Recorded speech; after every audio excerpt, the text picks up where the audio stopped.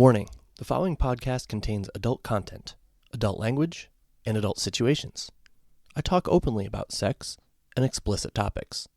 If you are under the age of 18 or are uncomfortable listening to sexually explicit narratives, please listen no further. I am not a professional therapist, counselor, or doctor. I'm just an average guy in the swinger lifestyle who likes to share his experiences. This podcast is for informational and entertainment purposes only. Please seek a professional if you are in need of advice, guidance, or care as it relates to sexual health or alternative lifestyles.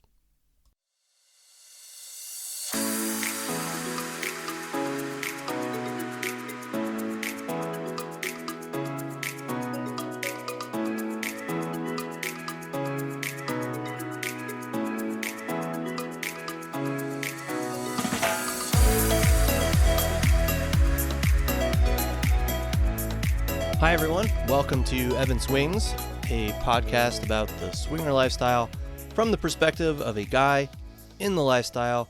That would be me. I'm your host, Evan. Thank you so much for tuning in today. Very happy to have you here.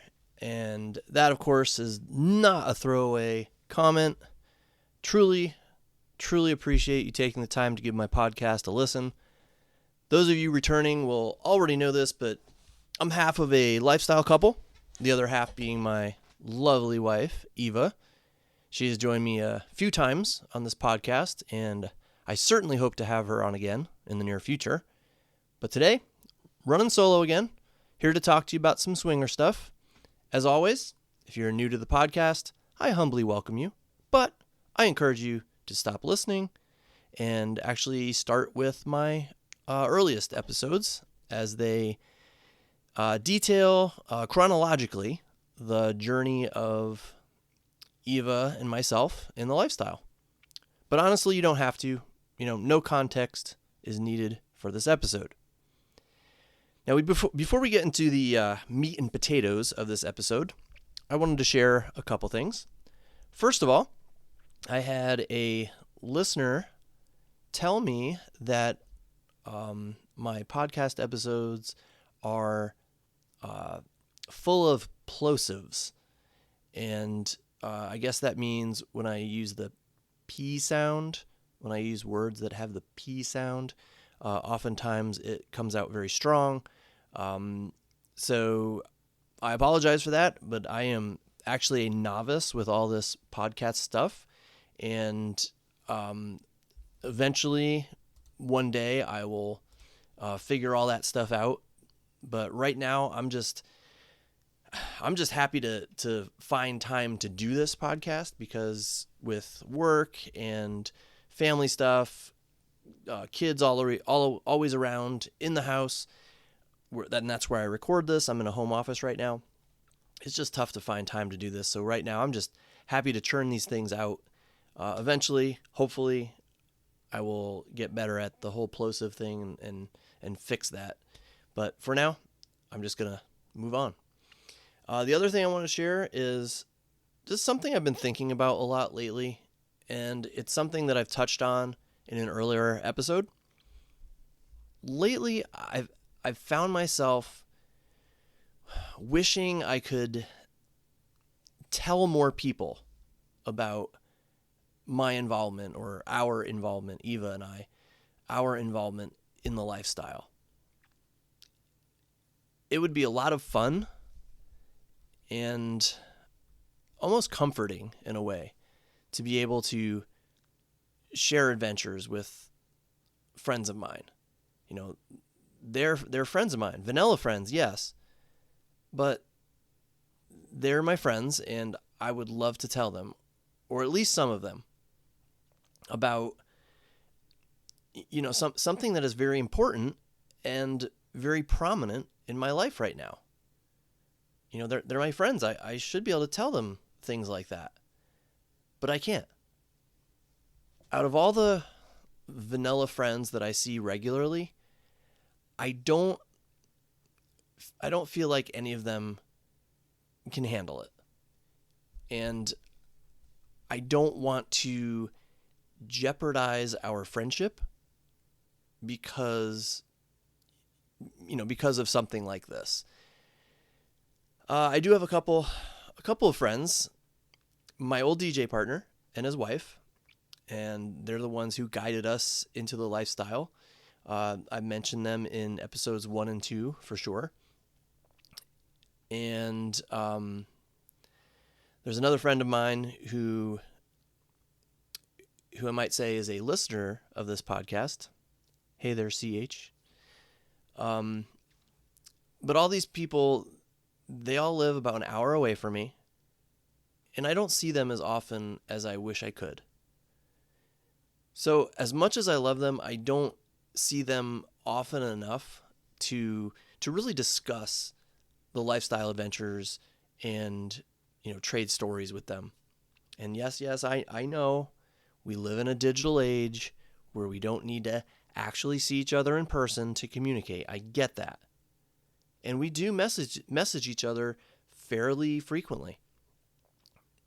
But I just wish that out of our more local friends whom we spend time with, there were some, even just one or two, with whom I could share my secret. And I'm going to be completely honest here. We honestly don't hang out with our vanilla friends very often. Eva and I, we just don't have as much fun. And it's sad to say that, but it's true. If we were going to do something socially, go out on a Friday or Saturday night, we would prefer to do it with a lifestyle couple. Even if it's not a spicy date, not, a spicy date, one with sex involved, all right? Even if it's not a date like that, it's the topics of conversation that we can discuss. Eva and I, we feel like we can be ourselves. If we have a vanilla dinner with a lifestyle couple, we can still talk about lifestyle topics and other sexy stuff. We could make adult jokes and sexual innuendos, and it's just more comfortable for us to do that with lifestyle people. With our vanilla friends now, it's almost like we have to be careful of what we say. Recently in Ohio, we experienced a total solar eclipse, and we went to our neighbor's house to watch it. They're a lot of fun. Okay, our neighbors are a lot of fun, and they're pretty good friends of ours. And at some point during the time spent over there, I noticed the wife's shirt said "Nasty Bingo" on it. I think that was it. I think it said "Nasty Bingo" on it. And I asked what that meant. And she said it was a music band she enjoyed. The husband then made a joke that it was actually because they hosted a bingo night for them and all their swinger friends. And he followed it up with another comment about swingers in a joking way, but he made it sound like swinging was a bad thing. And that's part of the problem, which I've discussed on this podcast before. There's this negative stigma that surrounds swinging, that surrounds the swinger lifestyle. It's like this taboo topic, and it's perceived as wrong and immoral by people. And I wish it wasn't that way, but we don't have any local friends who we feel are open-minded enough to accept our involvement in the lifestyle. One of our good lifestyle friends told us that he was best friends with his next door neighbor at one point. And at some point he let it slip to the neighbor that he and his wife were swingers. And the neighbor immediately shut him out of everything. Wouldn't even talk to him anymore. he was just disgusted. Or maybe it was his wife who was disgusted when he told her about it. I don't really remember exactly. But regardless, they are not friends anymore, like at all. Next door neighbors that were once very close to each other. The friendship was ruined because one party wasn't open-minded enough to accept something that consenting adults were doing that had nothing to do with them. And it didn't change who they were as people. It didn't change their personalities or common interests. But yet a friendship was ruined because someone was not open-minded enough to accept that their friend, that their good friend, was in the lifestyle, was a swinger. And I think that's just horribly sad and wrong. Another lifestyle friend had a similar story involving a neighbor, so we know it happens. And Eva and I don't want to risk losing a friend just because they have discovered we are swingers. But that still hasn't stopped me from wanting to find someone whom I can trust and tell about our adventures. Since there are no local vanilla friends I am comfortable telling, I began to wonder if there were any work friends or colleagues whom I could share with. One of these people is a 25-year-old dude who I've gotten fairly close to at work. And I really think he could handle it. And I really think I can trust him to keep the secret. But something keeps holding me back. Others in the lifestyle have advised me that it would be dangerous to tell a coworker, someone that I have a professional relationship with and I see every single day. So I'm not sure if I will ever reveal it to him. But then there are also 2 female coworkers I would just love to tell. I almost feel like it could help them if they knew. And let me explain here. Okay, so one of them is a 46-year-old woman who found out 6 months ago that her husband had been cheating on her for years with a woman in her 20s. And this woman, this coworker of mine, is just absolutely stunning. She is gorgeous, and she is so much fun. She eats lunch with me and some other colleagues sometimes, and she is just so funny, so outgoing, so down to earth, and so kind and caring. And did I mention also that she's hot? Because she is. And she's been recently talking about her bad luck that she's had trying to re-enter the dating scene, and how hard it is, or how hard it's been for a 46-year-old woman to get back into it. She has even said, without actually coming out and saying it, that she just wants to explore and have fun and not get into a committed relationship. And this kills me. I want to tell her so bad about Eva and me being swingers. Now, let me clarify something here, okay? Don't get me wrong. While I would absolutely love to have sex with her, it's a huge fantasy of mine, I could never do that, okay? I would never do that. And even Eva agrees that it would be a bad idea to sleep with a coworker that I see every day. That could be quite dangerous. But what I do want, I want to tell her about the lifestyle. I truly feel she would be interested in it. She's a party girl through and through.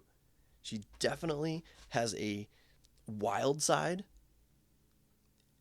And I just feel like she is unaware that the swinger lifestyle is there, like waiting for her. I think she'd be able to have the fun that she is seeking. She'd be able to kind of let loose, but I honestly don't think she knows it's even an option. I would love to tell her about it. But again, I've been told I shouldn't, and I don't think I can.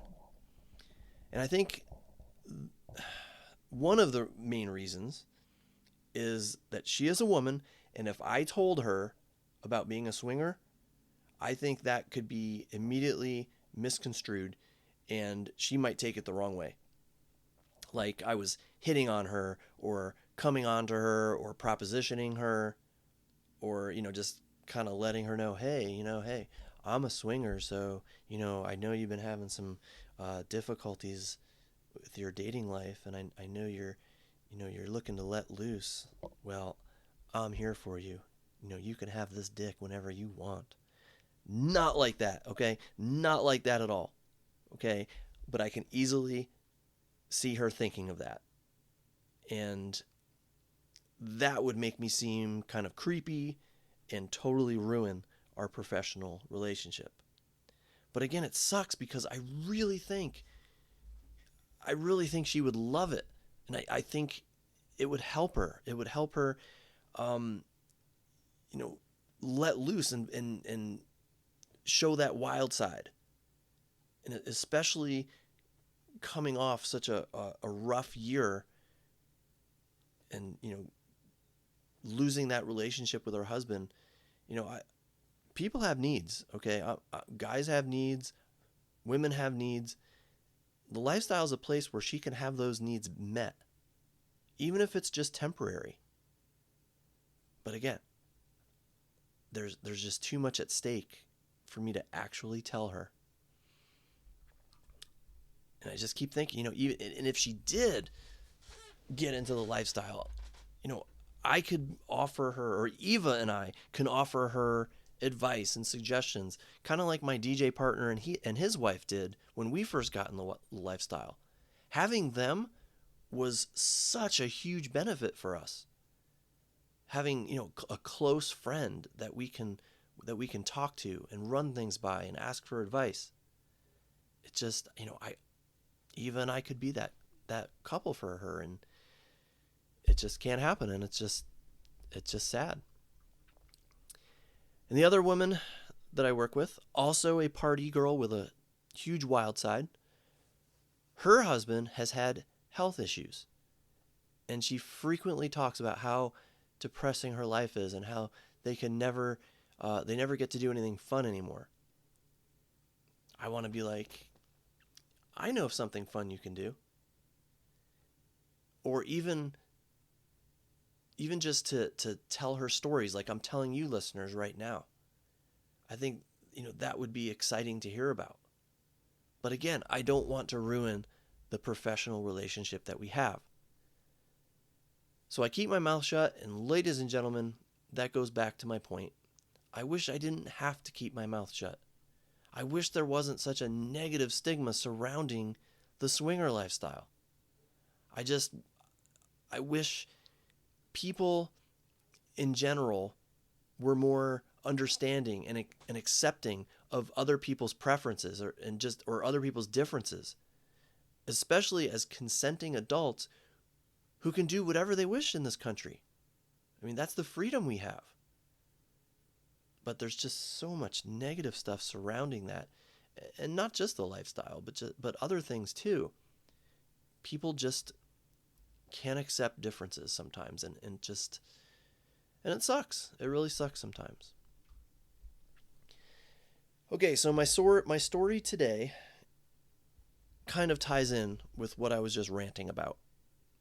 Since we don't have any local vanilla friends with whom we can share our involvement in the lifestyle, Eva and I are always on the lookout for more local lifestyle couples with whom we can spend time. And by local, I just mean close to the area in which we live. I don't mean the exact same city. I mean, it doesn't have to be the exact same city, within relatively short driving distance. Now, this hasn't gone well. If you have listened to my previous episodes, you had the batshit crazy local couple from episode 7. You had the couple with the grooming incident from episode 12. And then you had the soft swappers from episode 15. So we have not had the best of luck with couples living within 15 minutes of us. Although we have recently met a local couple and things have been awesome so far, knock on wood. But most have not panned out the way we had hoped. And this story is about another local couple from the same city we live in that just didn't pan out. Before I go any further, I have to mention something one more time. Okay, I think I've mentioned this on my last 2 podcast episodes, and I think it's just appropriate to mention just one more time. It may seem like this podcast showcases all the negative experiences that we've had, and I don't want it to come across that way. I don't want it to come across that we've, always have negative experiences in the lifestyle. That could not be farther from the truth. I want to reiterate that Eva and I have had the most amazing, wonderful time in the lifestyle. It has changed our lives. It has been mostly great times that we've had. But the great times, they don't really make very good stories, very entertaining stories. We met, we had sex, it was great. So the great experiences that we've had are not necessarily very entertaining or story-worthy. It just seems like the less than positive experiences, they're the most interesting ones. So that's why I mostly talk about those. So please don't take these the wrong way. We're having a blast in the lifestyle. These are just the fun things that we like to recount and talk to you about because, like I've said many times, they're learning experiences. With that in mind, let me tell you about Janice and Randy. As always, I have changed names to protect the true identities of those involved. Janice and Randy are a local couple, a couple from our hometown. To be even more specific, they're a couple from the neighborhood down the street from ours, probably a 1-minute drive away. They saw our profile, they reached out and said hello, and we ended up chatting for a while and exchanging sexy pics. And it was fairly frequent too. We would send messages to each other several times a day, every day, for I would say a few weeks prior to meeting. And meet we did. We decided to set up a vanilla date with them at a restaurant here in town. And again, that's one of the benefits of finding a local couple. You're just, you're both just minutes away from the same downtown area. So we met there, and we seemed to really hit it off. They seemed really nice, and from the stories they told us, they were a hell of a lot of fun. When we got in the car afterwards, like after dinner, Eva expressed how attracted she was to Randy. In fact, a few weeks prior to recording this podcast, Eva and I were having a lifestyle conversation, and I asked her, just, making conversation, fun conversation, I asked her who she thought was the most attractive guy we have ever met. Not necessarily played with, but met in the lifestyle. And she said Randy. So just to paint you a picture, this dude was hot. Okay, rugged, tall, handsome, just good-looking police officer dude. As a 100% heterosexual man, even I could see that this dude was a hottie. Little did I know how hot Eva found him. So needless to say, we were eager to set up a play date with them, and they seemed just as eager. We would keep in touch daily, chatting, and she would send me all kinds of sexy pics, and our conversations got pretty darn spicy, to say the least. Eva and I kept proposing calendar dates, and they kept turning them down. Now, they had a good excuse, or at least what we thought was a good excuse. First of all, with his public service job, his hours were crazy. He hardly had any downtime. And by the way, being honest, he wasn't a police officer. I just don't want to actually say what he actually was. You can probably figure it out, similar line of work, but he was always busy. That wasn't the main reason we couldn't find time to meet, though. The main reason was that their daughter was a high school senior, and they insisted on going to every last sporting event of hers for her senior year of athletics at her school. And I totally respect that. Okay, I totally respect and agree with that. I would have done the same thing. When my sons were in athletics at high school, I did not want to miss a single game. No issues there. But they could never, ever seem to find a time to meet us. We kept asking and proposing possible dates, and they never could do it. Now, if they were not interested, they should have just said so. But they didn't. They kept chatting, and they kept sending hot pics, and the chats were sexy chats. And they even specifically stated at 2 points that I can remember, they said, "Please don't think we've lost interest. We really want to meet you guys, and we just can't find the time right now with Randy's work schedule and our daughter's sporting events." And I was like, no problem. We're patient. In fact, hold on. Hold on. I have the actual message that Janice sent me on my phone here. Hold on. It's okay here. It says, "I don't want you to think we're blowing you guys off. We're really eager to see you again, but our schedules have just sucked." So again, Eva and I, we're patient. So I was like, no problem. Time went on, and they still could never find a time to schedule a play date with us. Janice came up with a suggestion. She said that since Fridays and Saturdays are so busy with their daughter's sports, she was like, "Is there any way you guys would be willing to have a play date on a Sunday night?" Now, that's not our preference, but Eva and I told them that we would definitely agree to it if it meant we could finally get together with them. We'd been waiting a long time. And they seemed very happy, and we were all excited, and Janice said that she just had to find a Sunday where Randy wasn't working. Cool. We waited. The offer never came.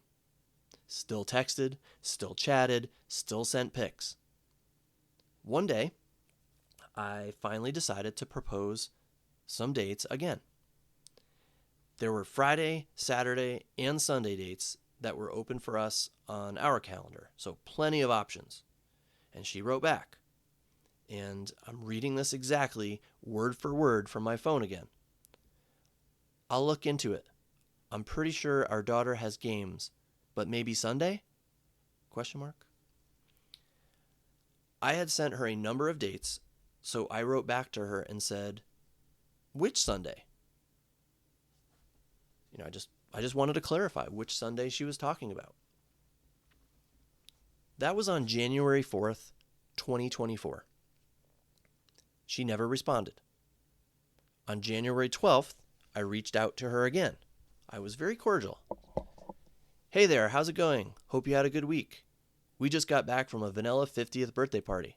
Any word on Sunday? I thought I should check in with you guys before we consider other possible plans." So that was my text. That's what I wrote. No response. So that was the month of January. I did not hear from her again until February 4th. Now, not only did she never respond to my messages, I also noticed that her and Randy were posting on several lifestyle sites. They went to a hotel takeover. They also went to Sunday, which is for those of you who don't know, that's a lifestyle club in the Cincinnati, Dayton area. So I was pissed. Okay, I admit it, I was pissed off. We were told and led to believe that they were very eager to meet us and were just waiting on a break in Randy's schedule and a free night from high school sports. Yet here they were, going to hotel events, going to club events, and here they are flat out posting on Sunday's site. Okay, they flat out posted, who's coming to the club tonight? Hope to see everyone there. Things like that. And Eva and I were like, what the hell? What was going on here? If they were so eager to see us, and they told us that they were just waiting in breaks in work and sports schedules, why weren't they contacting us? They obviously had plenty of free nights to do so, because they were posting that they were choosing to go to hotel takeovers and clubs without us. We would have gladly joined them if we were invited, but we weren't. Coincidentally, one of our good lifestyle friends, a guy from a couple we have played with regularly, told us something quite interesting. Apparently, they had connected, and the same way were suddenly and totally ignored. They ended up running into Randy and Janice at a hotel takeover, the hotel takeover I just mentioned, actually. And Janice and Randy acted like nothing had happened, like they were good friends. They even invited them to play that evening, and they did, from what I gathered. But what was more interesting is that our friend told us that he believed Janice was not a genuine lifestyle friend. She was just in it for the chase. And this is his words, by the way. Okay, she was in it for the chase. She wanted to be chased. She wanted guys to keep hounding her and expressing how much they wanted to fuck her and how excited they were to see her, but she very rarely followed through. Well, Eva and I, we don't play that game. We are not interested in that sort of thing. If you're going to jerk us around, we want no part of you. And that's what it looked like they were doing. They were jerking us around. Now, I wanted to call them out on their bullshit. I really did. But Eva talked me out of that. She told me to take the high road, and that's exactly what I did. All right, I found it even more interesting that they didn't block us on lifestyle sites.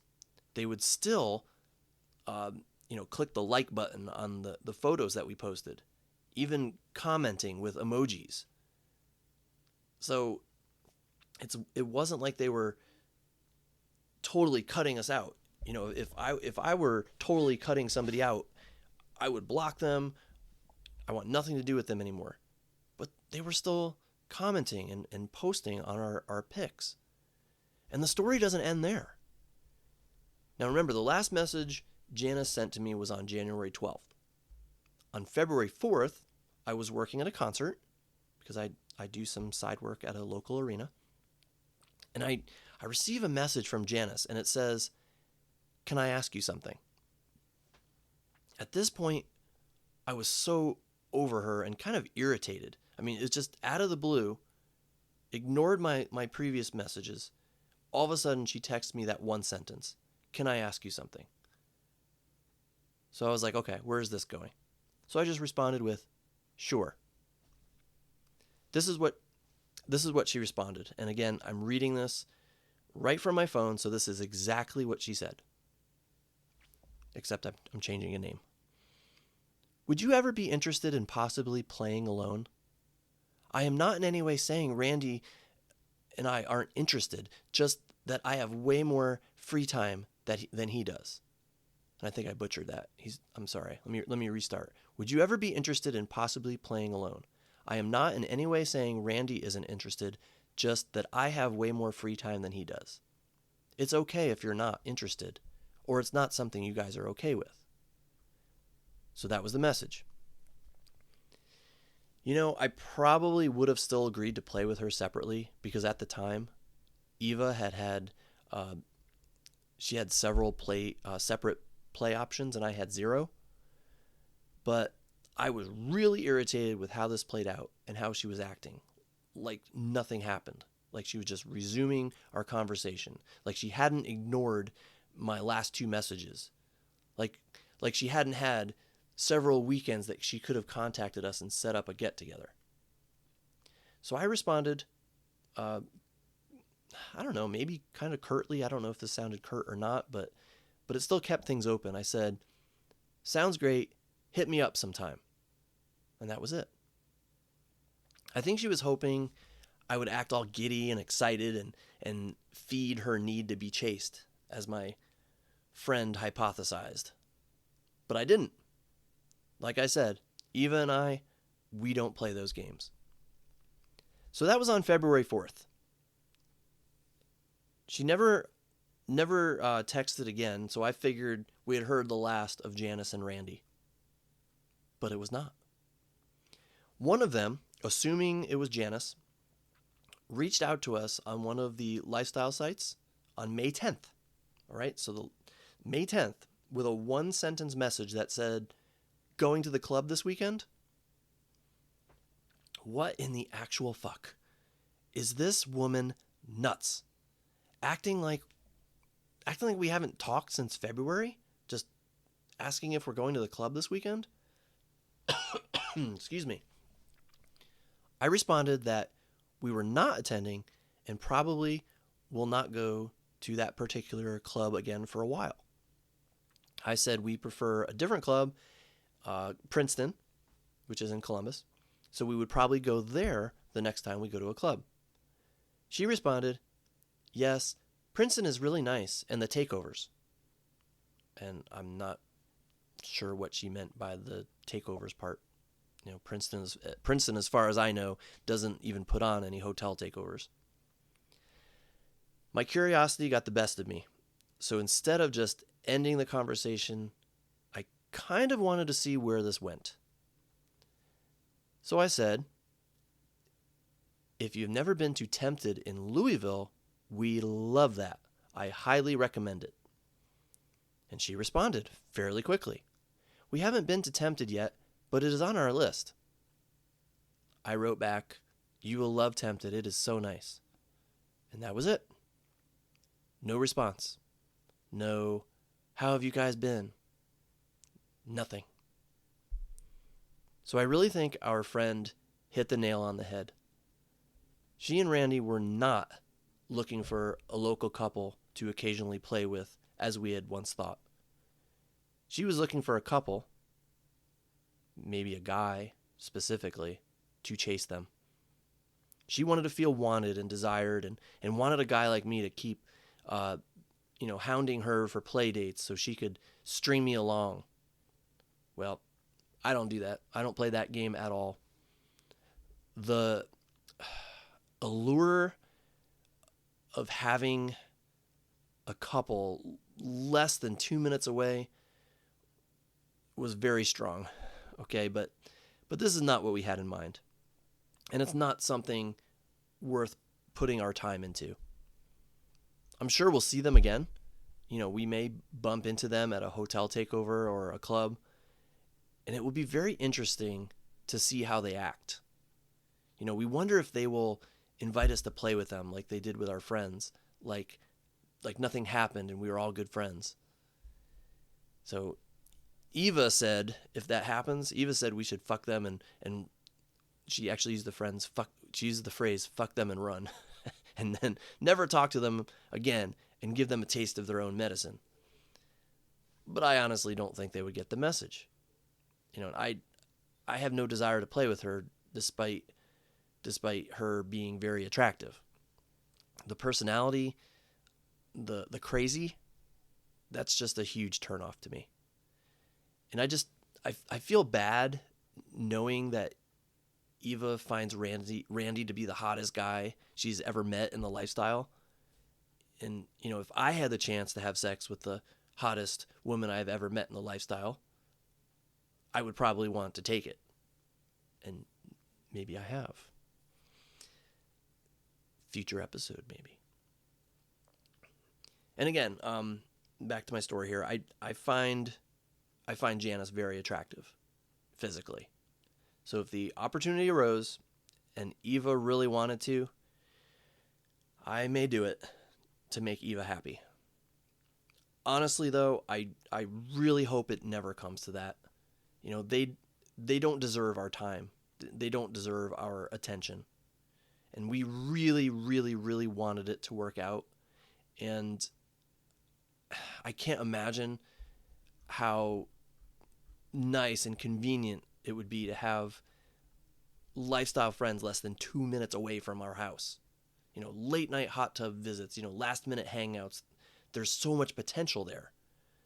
But this couple, they just don't deserve it. They just don't deserve our time or attention. I mean, guys, I've read to you word for word what was texted, and I've included the time frame. So I'm being honest here. I mean, that's exactly what happened. And I just feel like they just strung us along. I to this day, I just don't get it. Just very frustrating when things like that happen. And unfortunately, in the lifestyle, you're going to have things like that. There are going to be frustrating things that happen. There's going to be people who you just don't understand. And maybe that's what's going on here. Maybe my friend is wrong about her just wanting a chase. Maybe there's something else going on here that Eva and I just aren't seeing. But I don't know. Maybe we're overlooking something, but it just doesn't seem that way. Because again, I have shared with you listeners word for word the text that I've received, and I've shared the time frame. So I just don't know. Don't know at all. Very frustrating. I want to thank you for your time and attention, though. I think it's a pretty good segue there, if I say so myself. I'm going to sign off until next week. Thank you so much for sticking with me till the end of this episode, and I hope you'll come back and give it a listen again. In the meantime, as always, you can connect with me on Kik or Instagram. My handle on both of those is Evan Dienson, EvanDeanson. If you have questions for me or Eva, please don't hesitate to send them our way, or even just comments or suggestions for future episode topics. Would love to hear from you. Again, thank you for joining me on this episode of Evan Swings. Take care, everyone. Be safe. Be naughty.